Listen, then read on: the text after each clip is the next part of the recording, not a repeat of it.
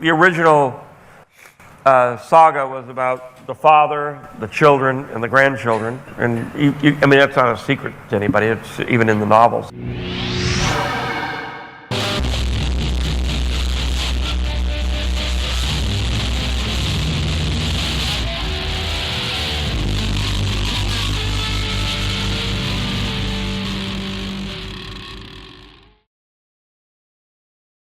I must be frank, Your Majesty. There is little chance the Senate will act on the invasion. Chancellor Valorum seems to think there is hope.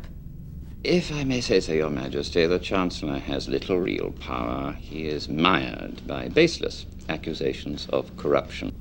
Our best choice would be to push for the election of a stronger Supreme Chancellor, one who could control the bureaucrats and give us justice. You could call for a vote of no confidence in Chancellor Valorum. Before The Phantom Menace introduced us to young Obi-Wan Kenobi, Darth Maul, and the rise of Palpatine, there was another story, one that helped set the stage for the prequels. Released in May 2001, Cloak of Deception by James Luceno takes us through a political thriller that dives into the corruption, manipulation, and decaying republic that led to the events of Episode 1. Cloak of Deception explores something far more subtle: politics, deception, and the crumbling foundations of democracy. James Luceno has described it as the introductory work to the entire saga, much like The Hobbit is to The Lord of the Rings. He wanted it to feel like the first chapter of Star Wars history, one that reintroduces familiar elements like the Jedi, the Republic, and the Force as if readers were encountering them for the very first time. George Lucas himself specifically asked for a political thriller focusing on Chancellor Valorum and Senator Palpatine. To capture this tone, Luceno began weaving a story full of manipulation, intrigue, and betrayal. The book just fell off the shelf.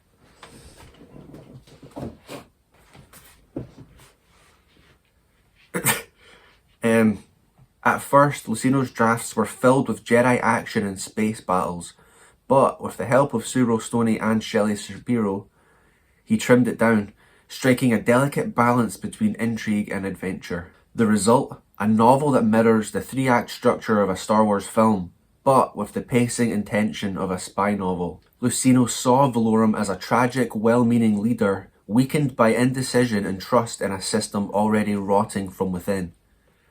Palpatine, on the other hand, is depicted as a master manipulator, always charming, always 2 steps ahead. Luceno paid close attention to Ian McDiarmid's performance in The Phantom Menace, studying his voice, gestures, and patterns of speech to authentically capture the calculating charisma. But he was instructed by George Lucas to treat Palpatine and Sidious as 2 separate characters, so as not to spoil it, basically. But these books weren't canon, guys, they didn't matter. By the time Cloak of Deception was written, James Luceno had already built a reputation as one of the most knowledgeable authors in the expanded universe. He immersed himself in everything, from the earliest Marvel comics to Bantam novels, essential guides, and even Star Wars role-playing manuals. I've always been a real proponent for continuity. I try and just use anything. I feel like that it expands the franchise to just bring in lesser known characters and make it one unified universe. A lot of this stuff is just in my head.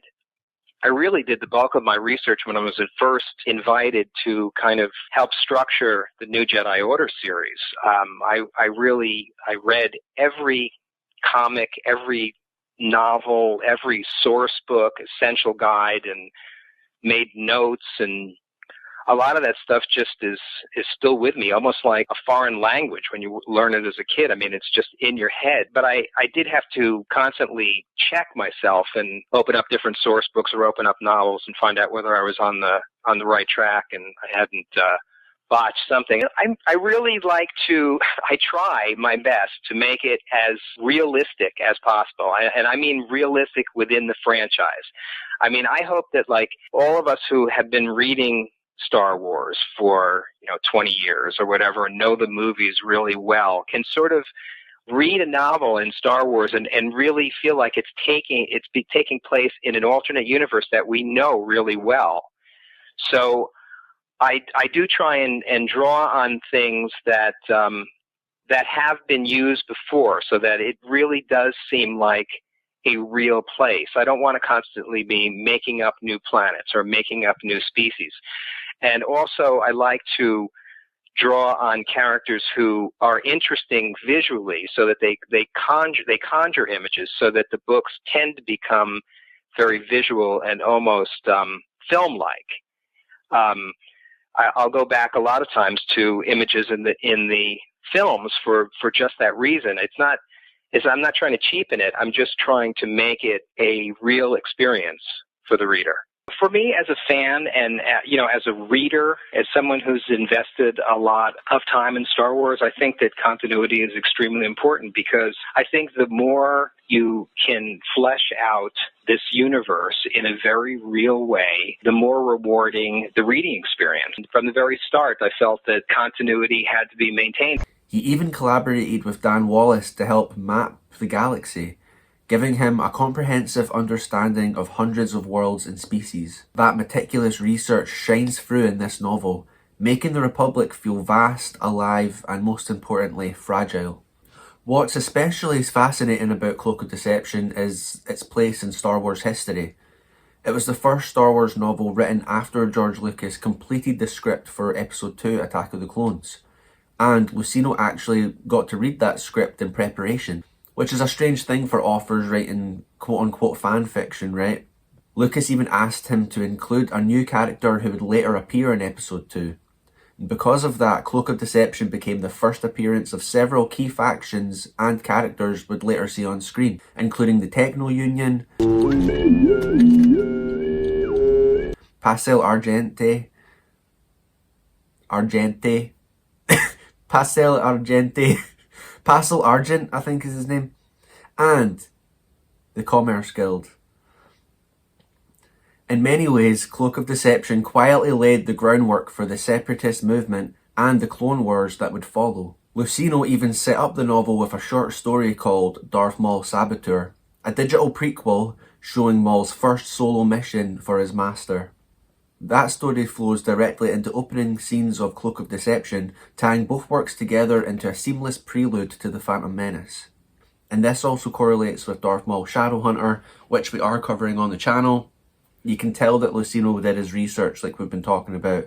And you've basically got that trilogy there. You've got Darth Plagueis, Cloak of Deception, and Shadowhunter. That's the beauty of the expanded universe. It's one continuity, it all fits together really well. For James Lucino, Cloak of Deception remains one of his favourite works. Since then, Lucino has become the go-to author for the darker corners of Star Wars, writing Labyrinth of Evil, Dark Lord, The Rise of Darth Vader, and Darth Plagueis. As he puts it, this wasn't intentional, but ever since Cloak of Deception, he's been the guy who writes about the bad guys. And as we already know from past videos, a lot of this went through George Lucas as well, either via Matthew Stover for Labyrinth of Evil, and then Howard Rothman for Darth Plagueis. In conclusion, folks, Cloak of Deception might not have the major lightsaber duels or epic battles, but it offers something even more compelling. A detailed look at how corruption, greed, and ambition set the Republic on its path to destruction.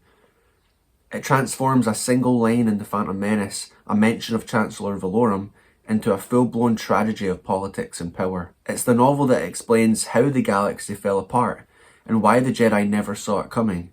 If you've ever wanted to understand the political heartbeat of the prequel trilogy, Cloak of Deception is a really good place to begin. It truly stands as a hidden linchpin between the Old Republic and the coming storm. This is where Chancellor Valorum's strength will disappear.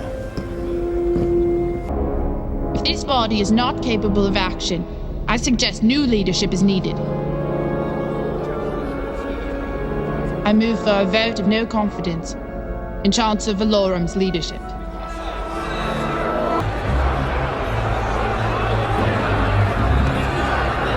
Now they will elect a new Chancellor. A strong Chancellor. One who will not let our tragedy continue.